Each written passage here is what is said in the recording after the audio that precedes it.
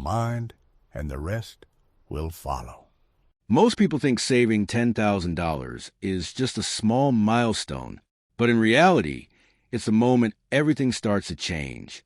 Not your lifestyle immediately, but your mindset, your decisions, and how you see money forever. Because before $10,000, money feels temporary. You earn it, you spend it, and it disappears.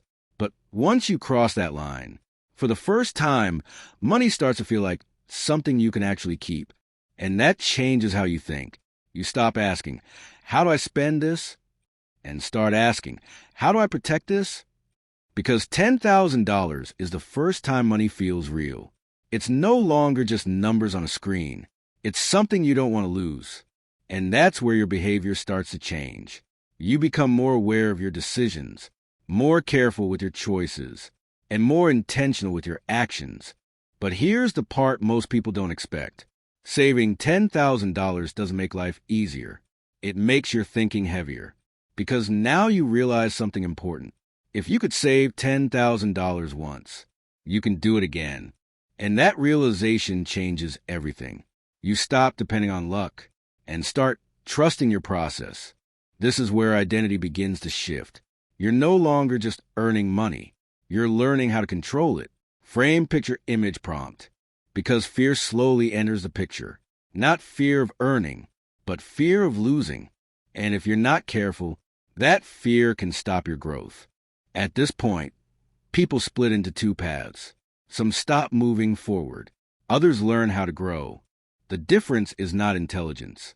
It's mindset. Because saving $10,000 proves something powerful. You can delay gratification. And that ability is what builds long-term wealth. But the next level requires something new. Not saving, but thinking bigger. Because $10,000 is not wealth. It's awareness. You start asking better questions. How do I grow this? How do I multiply this? And better questions lead to better outcomes. Because once you reach this level, you can't think small anymore. Your perspective shifts in a way that most people don't understand unless they experience it themselves. Money stops being something temporary and starts becoming something structural in your life. You begin to see patterns in your behavior, in your spending, in your decisions. You notice how small habits create long-term results. And slowly, you realize that saving $10,000 was never about the money itself.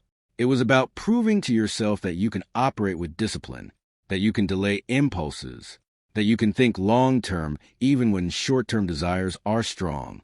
And once that realization becomes real, everything changes.